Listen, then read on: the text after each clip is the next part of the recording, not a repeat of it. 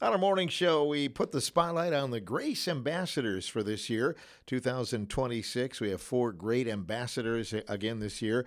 And joining us in the studio is Gary Schwartz to talk about this. Now, Gary, I've interviewed you many times over the years, but not on this subject before. Not on this subject. Usually it was, well, it's been a variety of things, but definitely not this. Yeah, exactly. So it was a new thing for you, obviously. You've heard a lot of people, going through cancer journeys and things like that. And I guess one always thinks, well, hopefully it never happens to me, but it did happen to you.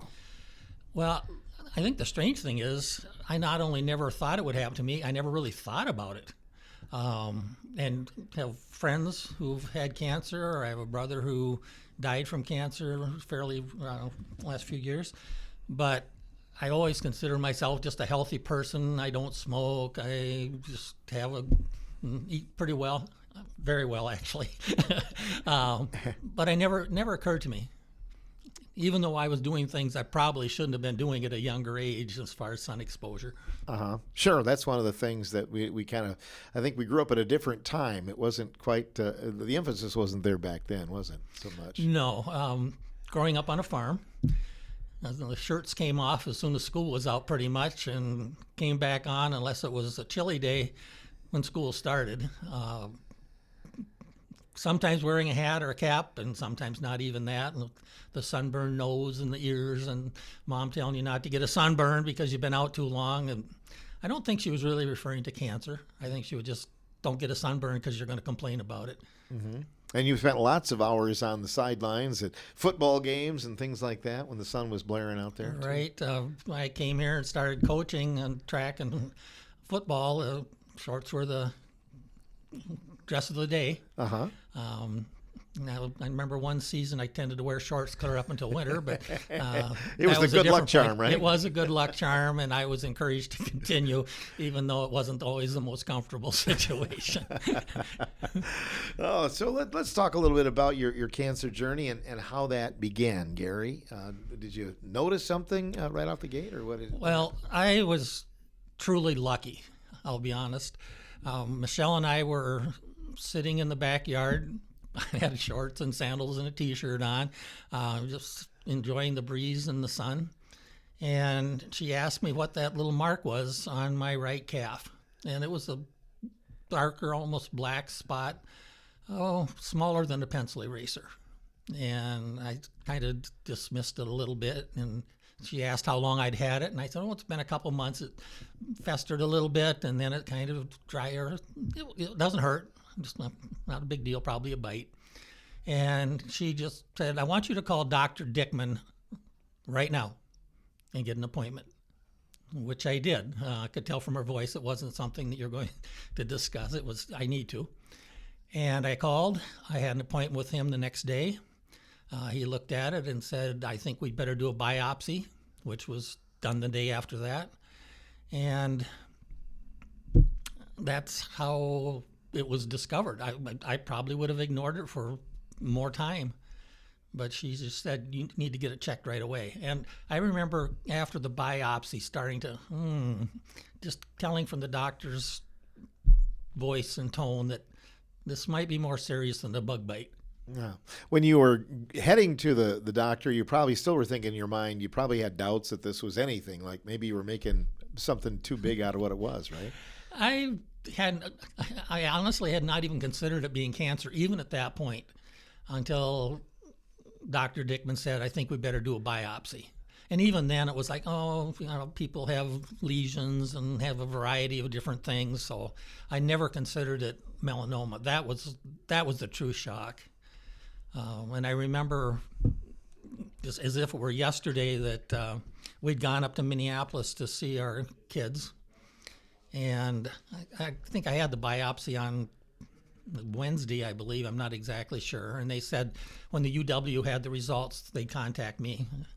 And I didn't hear anything. And Friday rolled around in the weekend. And I thought, okay, it was no big deal. Nobody called. And I believe it was on Monday, I got a call from UW. And they said, you have malignant melanoma. And I just went cold. It was just absolute shock because like I said, I've consider myself healthy. Don't have those kinds of things happen to me, but it did. And they'd already made an appointment with an oncology surgeon and a dermatologist, and we started the process. So it was just from that one little spot that you found. One little spot the size of maybe a pencil eraser at the largest. Yeah, because you are very lucky. Most of us, and myself included, I probably would have waited a little longer, saying, "No, that's nothing. That's an age mark," you know. Yeah. And I have a whole variety of moles and birthmarks and freckles and whatever, so it wasn't uncommon to see something.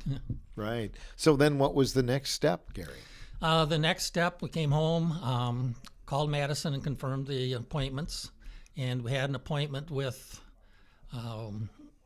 the oncology surgeon and the dermatologist, and they did a preliminary check, and they were both fantastic. It started with the oncology surgeon, and she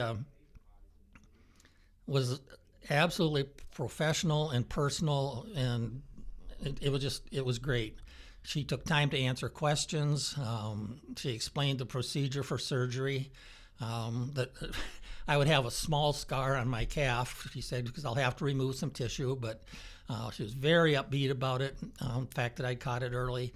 She at least twice mentioned, it's really lucky you caught it this early, because oftentimes people wait too long. And then went on to the dermatology, and I'll just say they do a thorough inspection of your body.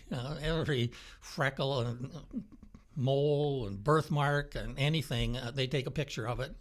And then they refer to that on follow-up appointments. But they found nothing else, or the dermatologist found nothing else. And that was a great relief. And then came back, football practice started that week. And I had a little trouble. Normally I'm just preparing for football all week, but that week was really hard to concentrate.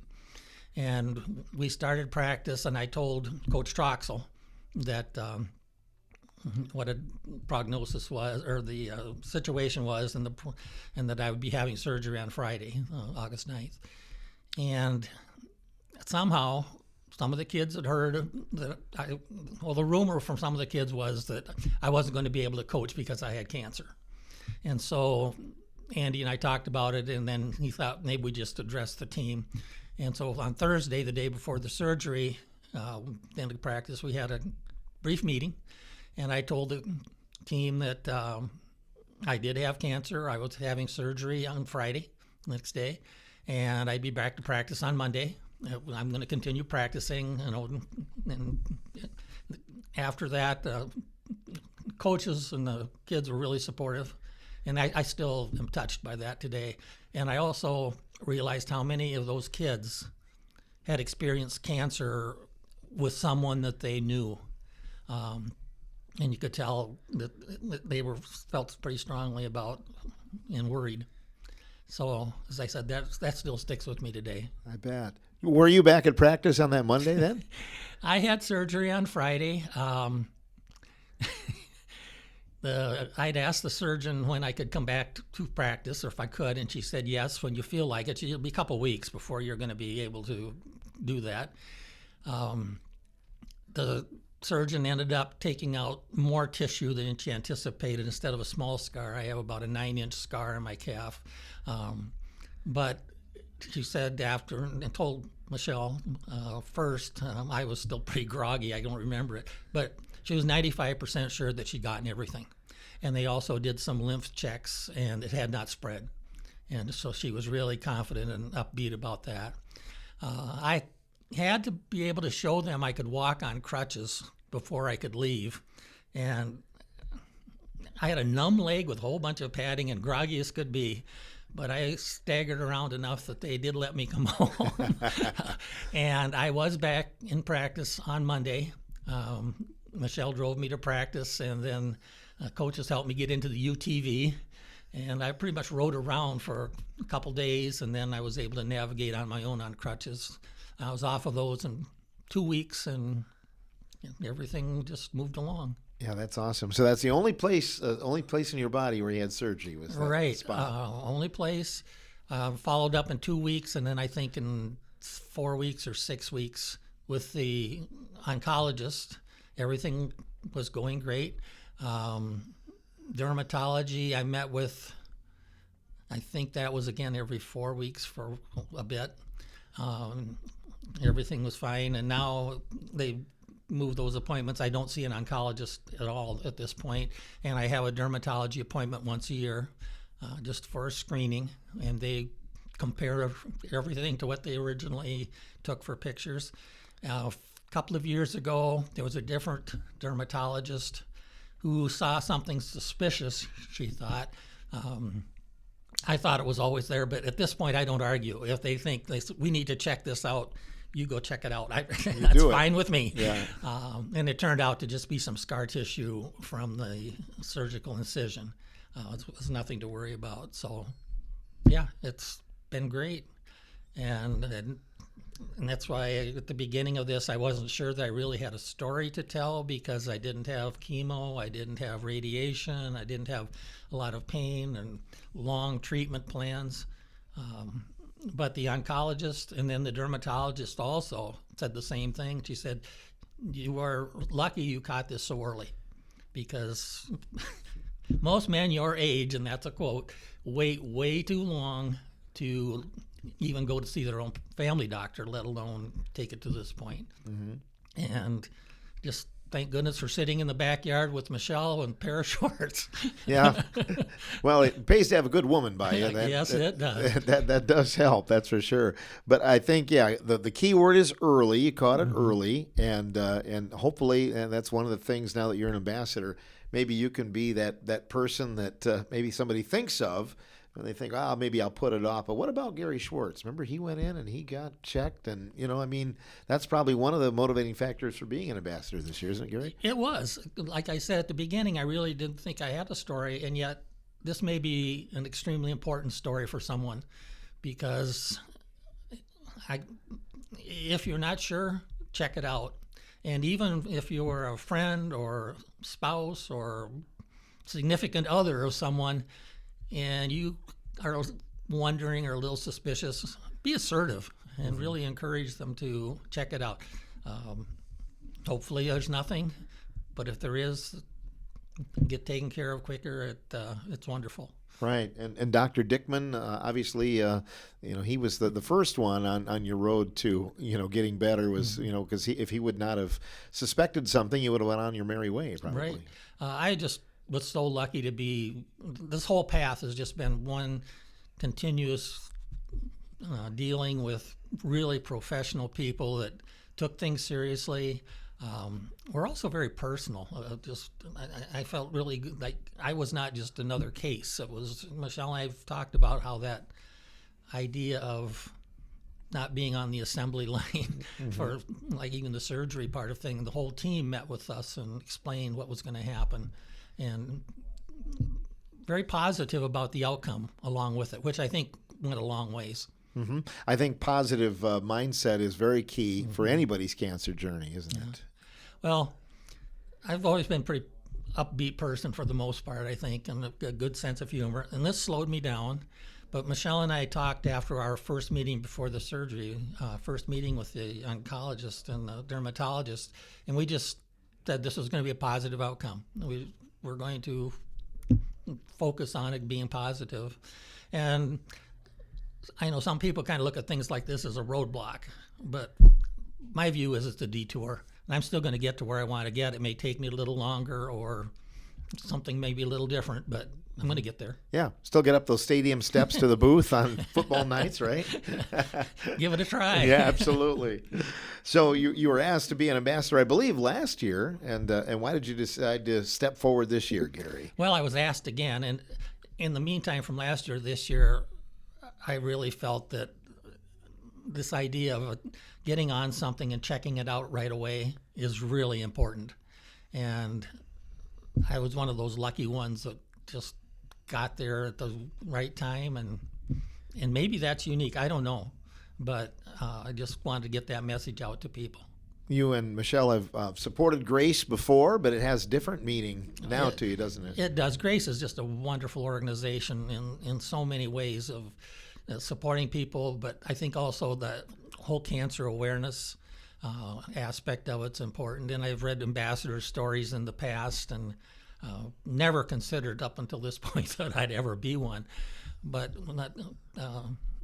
it's a great organization. We try to donate to it every year for their fundraisers and take part in it. I know you've made some cool things too that we've auctioned off, right? Yeah, and I have a couple this year that are going to be auctioned off. Mm-hmm. Good. We look forward to that as well. You'll have a busy day on August 14th if you go to the scrimmage, the football scrimmage, and then get back for Grace that night. That's the master plan at this point. Uh-huh. Wow. Mm-hmm. Yeah, that'll keep you hopping. Well, I don't know about hopping, but at least moving. Well, always good to see you, Gary. Anything else you want to add that I didn't ask today? No, I think that pretty well covers it. I think the other thing, my new normal is I wear long sleeve UV shirts. I try to avoid the sun between basically 10 or 11 and 3 o'clock in the afternoon. I wear sunscreen, SPF 50, even at football practice, which is 4 o'clock. But I've really become sun conscious, which, like you said, we didn't think about when we were kids. No. But it's really important. And I mean, that might be my other message, is that you take care of yourself and you can screen yourself a lot too. Sure. You're no longer a leg model with your shorts, though, because you had surgery in your leg. I don't think I was ever a leg model. All right. Well, we look forward to it, and we'll be seeing you at Grace. I know you and the other three will be representing and taking that first lap. What's that going to mean to be, leading the way that night? Gary, have you thought about that? I thought about that a little bit, but not too much. I don't know if leading the way is as significant as just being a representative for Grace and what it stands for.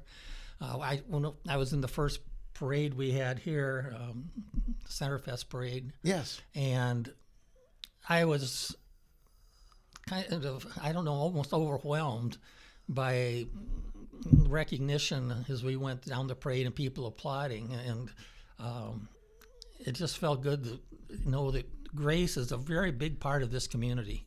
Mm-hmm. And then to be a small part of that big part it just felt good. Great. Thanks for stepping forward and being an ambassador this year, Gary. Oh, thanks, Phil. You bet. Gary Schwartz joining us on this portion of the morning show.